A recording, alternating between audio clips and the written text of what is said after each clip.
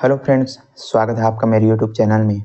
आज हम लोग देखने वाले हैं कक्षा 8वीं विषय हिंदी से पाठ हमारा छत्तीसगढ़ का प्रश्न उत्तर। पिछले वीडियो में हमने पूरा पाठ सब प्रसंग व्याख्या इसका समझाया हुआ है।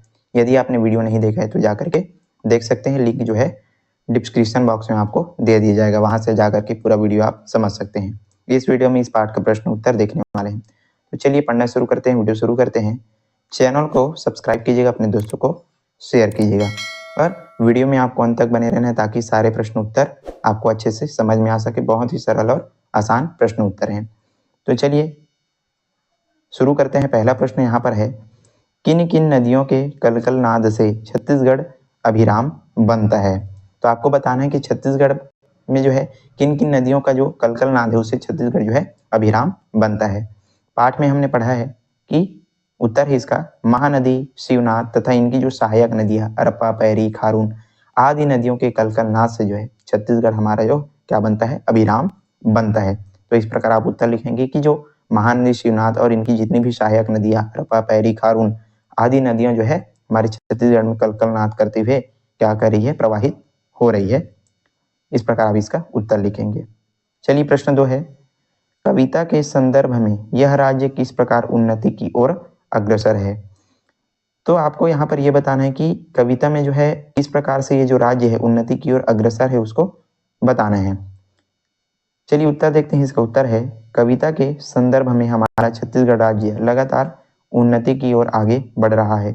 यहाँ धान का उत्पादन बड़े पैमाने में होता है।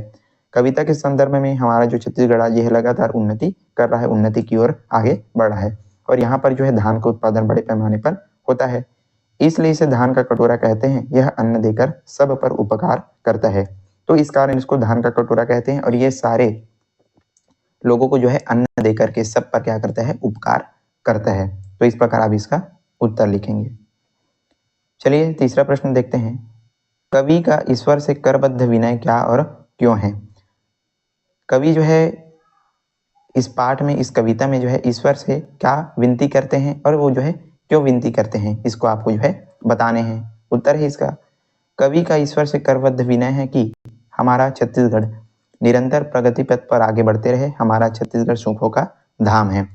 कवि जो है ईश्वर से प्रार्थना करता है कि हमारा जो छत्तीसगढ़ प्रदेश है वो निरंतर प्रगति के पथ पर जो है आगे बढ़ता रहे और हमारा छत्तीसगढ़ सुखों का धाम है।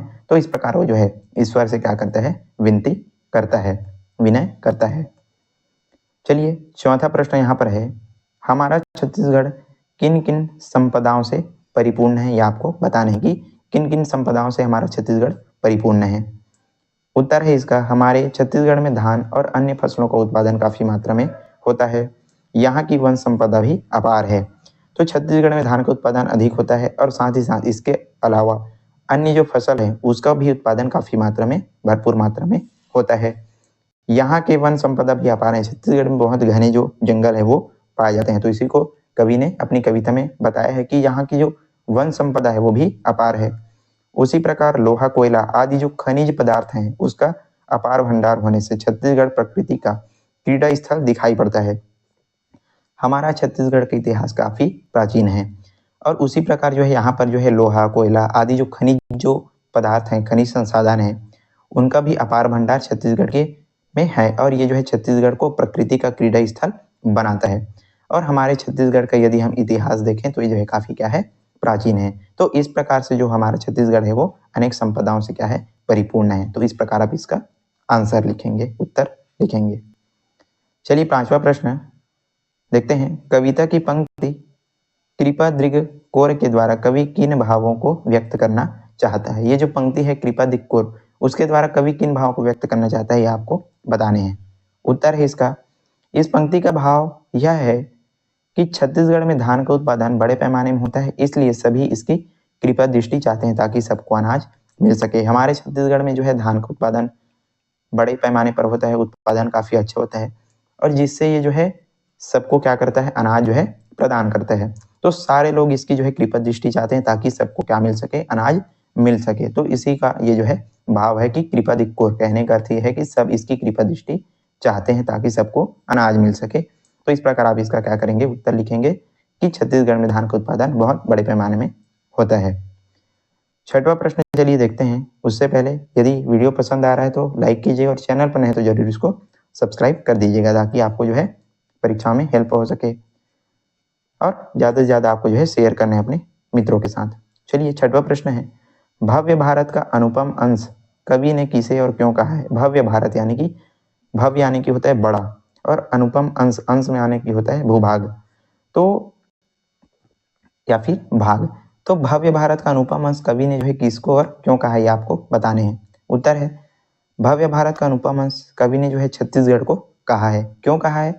क्योंकि यहाँ ऊंचे ऊंचे पर्वत और घने जंगलों से घिरा हुआ विशाल सुंदर भारत का अनुपम भाग है। हमारा छत्तीसगढ़ जो है ऊंचे ऊंचे पर्वतों और घने घने जंगलों से जो है घिरा हुआ हमारे भारत का एक क्या है? अनुपम अंश है, अनुपम भाग है। तो इसलिए छत्तीसगढ़ को कवि ने क्या कहा है? इसका अनुपम अंश कहा है। चलिए 7वां प्रश्न है यहाँ पर, छत्तीसगढ़ की यह भूमि हम पर किस प्रकार उपकार करती है? ये आपको बताने हैं कि ये जो छत्तीसगढ़ की जो धरती है हम पर कैसे उपकार करती है, किस प्रकार उपकार करती है। उत्तर देखते हैं। उत्तर है छत्तीसगढ़ की भूमि की उर्वरक शक्ति बहुत अधिक है। यह अनाज का उत्पादन बहुत अधिक होता है। यहाँ पर जो है अनाज का उत्पादन बहुत अधिक होता है। छत्तीसगढ़ पूरे देश में अन्न प्रदान कर सब पर उपकार करती है। तो यहाँ की जो भूमि है कैसी है? बहुत ही, इसकी जो उर्वरक शक्ति है काफ़ी अधिक है, काफ़ी अच्छी है। तो यहाँ पर अनाज का उत्पादन भी बहुत अधिक मात्रा में बड़े पैमाने पर होता है। और ये जो छत्तीसगढ़ है पूरे देश में जो है अन्न प्रदान करके सबको क्या करती है? सब पर जो है उपकार करती है। तो ये इस प्रकार आप इसका उत्तर लिखेंगे। आप यहाँ पर जो लिखेंगे, यहाँ अनाज का उत्पादन बहुत अधिक होता है और ये जो है सब पर उपकार करती है।